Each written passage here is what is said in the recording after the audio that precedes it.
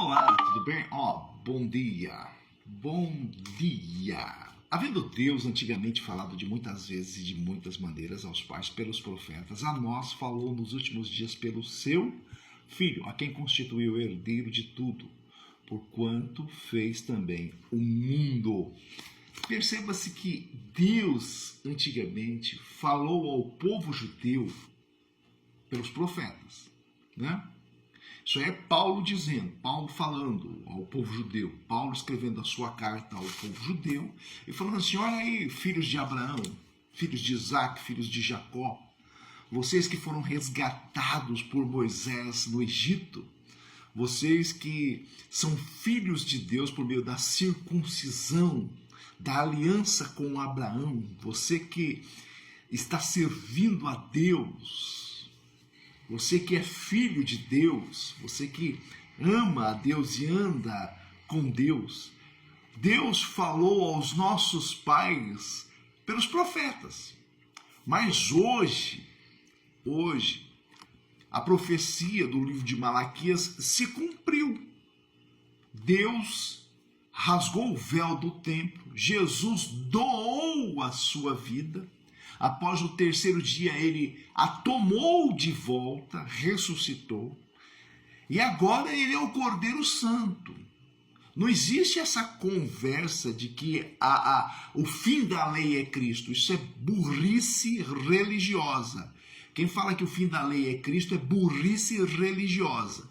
Quando Paulo fala que o fim do sacrifício, do cerimonial de derramamento de sangue por meio de animais, porque antigamente, quando você lê Levíticos, para ter perdão de determinados pecados, você tinha que matar uma pomba, se você não tinha condição financeira, mas se você tinha condição financeira, você tinha que matar um boi, você tinha que derramar o sangue de um bode, de uma ovelha. Então Paulo está falando assim, hoje Jesus é o fim desse cerimonial, não tem mais esse cerimonial. Agora você pode passar por Isaías capítulo 1, lavar-se no sangue de Jesus e comer da sua carne e receber o perdão dos seus pecados e cura para o seu corpo. Porque ele é a tirada de você do Egito. Então, se você está em uma vida terrível, distante de Deus, você se banha. Eu vou me banhar no sangue de Jesus e vou comer do seu corpo e vou ter o quê? Cura física para o meu corpo, né? Vou andar na verdade. Quando eu ando na verdade, o fardo é leve, eu ando em vida, né? Vida abundante, porque eu só vou falar a verdade, vou parar de mentir. Então Paulo ele dá esse conselho. Olha só o que Jesus disse. Jesus, quando está dando um discurso aos judeus, ele fala assim: olha só, quem não come da minha carne, não bebe do meu sangue, não tem parte comigo.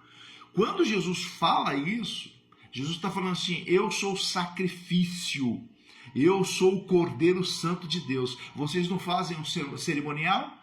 Vocês não fazem um cerimonial lá no templo? Vocês não derramam o sangue de um animal inocente para perdão de pecado? Vocês não cozinham a carne? Bom, eu sou esse Cordeiro que tira o pecado do mundo. Então, Jesus ele recebeu o nome por herança, mas Jesus também ele recebeu o nome por conquista, né? A Bíblia diz que Deus deu-lhe um nome acima de todo o nome. Em Hebreus capítulo 1, versos 1, diz que Deus fala-nos hoje. Olha lá, ele está falando a nós hoje. Nós somos gentios, aceitos por Deus por meio de Cristo Jesus, porque passamos por Isaías 1, João 1, 12, né? João 15, 5, 6 e 7, Romanos 8, 14, 15, 16. E aí procuramos viver Gálatas 5, 22. E aí nós somos aceitos por Deus como filhos, né? Lá porque aceitamos o sacrifício. Aí somos enxertados na família de Abraão como a pedra. Das pedras suscitarei descendentes, do grão de areia suscitarei descendentes a ti, Abraão. A promessa que Deus fez a Abraão.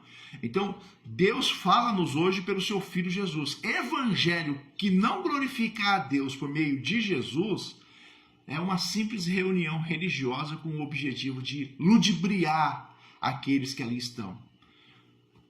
Primeiro ponto: todo o culto verdadeiro a Deus tem que ser feito pelo nome de Jesus. A abertura, do início ao fim, tem que ser glorificando Jesus e glorificando ao Pai.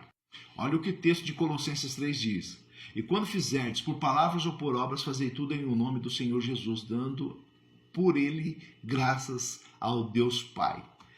Você vai nessas reuniões aí, meu amigo, que usa ambiguidade para falar do nome de Jesus.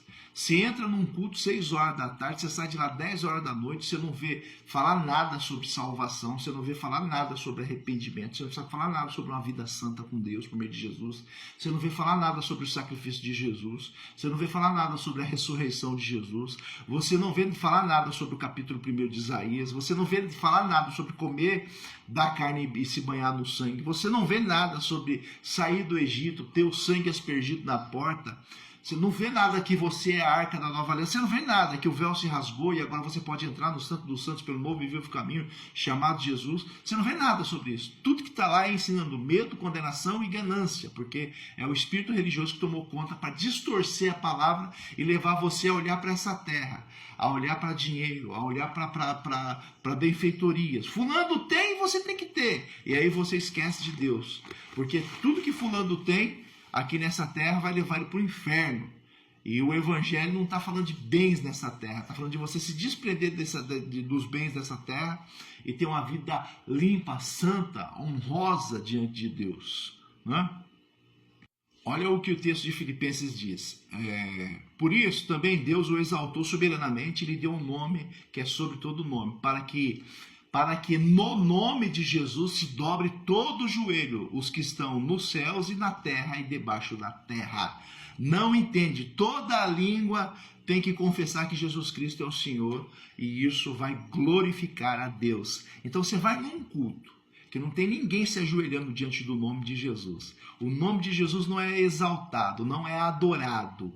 Jesus não é adorado. Jesus não é a primeira pessoa. Ele é a terceira pessoa, né? Jesus é tratado como um sujeito ali. Aí esquece, né? Tem uma canção que eu gosto de cantar ela, mas eu canto ela diferente, porque eles falam assim: é Ele, por Ele que eu estou. Não, é Jesus. Por Jesus eu deixo a minha vida. Eu deixo tudo por amor, com alegria. É dono dos meus dias. Jesus virá, poderoso em glória, Ele virá. Jesus, é Jesus. Você tem que entender por que eles estão tirando o nome de Jesus das canções, das pregações, né? Você tem que entender qual é o palco das virgens imprudentes, como está descrito em Mateus 25, e qual é o palco das virgens prudentes. Você tem que procurar o caminho das prudentes, se você quiser receber de Deus por meio de Cristo Jesus. Olha o que o texto diz. Eu sou o caminho, a verdade e a vida. Ninguém vem ao Pai senão por mim. O que Jesus está querendo dizer? O que significa o caminho? Significa o lugar de adoração, né? O templo que os judeus adoravam a Deus, né? Caminho, verdade e vida. Caminho é a entrada, verdade o salão, vida o culto direto a Deus, né? O lugar do Santo dos Santos. Caminho. Vem aqui, eu sou a porta, né? Verdade, aonde você entra ali na nave. Vida, o altar aonde Deus está falando. Isso aqui é literalmente, tá? O fato de eu ser um pastor não quer dizer que eu... Vou te dar um exemplo aqui que você vai gostar. Por que você tem que trabalhar na igreja e ofertar o seu tempo como uma oferta a Deus? E aí o pastor vai lá e recebe salário. Não entendi. Por que eu tenho que receber salário? Por que o meu trabalho dentro da igreja tem que ser pago e o das ovelhas que está trabalhando ali tem que ser como oferta a Deus? Eu não entendi, ué. Eu me recuso a receber qualquer centavo como salário. Entendeu? Chega no fim do mês, chega no início do mês, chega na decorrência do mês, eu tenho que sentar com as minhas ovelhas e cear com elas. Entendeu? Eu tenho que sentar e cear com elas. E acabou. Meu irmão, hoje é terça-feira, eu tô sem comida aqui, você tem comida aí? Tem, então vamos reunir, chama mais gente aí, vamos se reunir na sua casa, vamos jantar aí, vamos fazer um cozido de lentilhas aí. Isso é comunhão, meu irmão. Jesus está acima de todo o principado, poder, potestade, domínio. É um nome que todos têm que se curvar nesse século. Lá Efésios 1:21, né? Olha aí, ó. Jesus tem um nome acima de todo o nome. E foi Deus que o exaltou soberanamente, ele deu um nome acima de todo o nome. Amém? Aleluia. Compartilha para o próximo.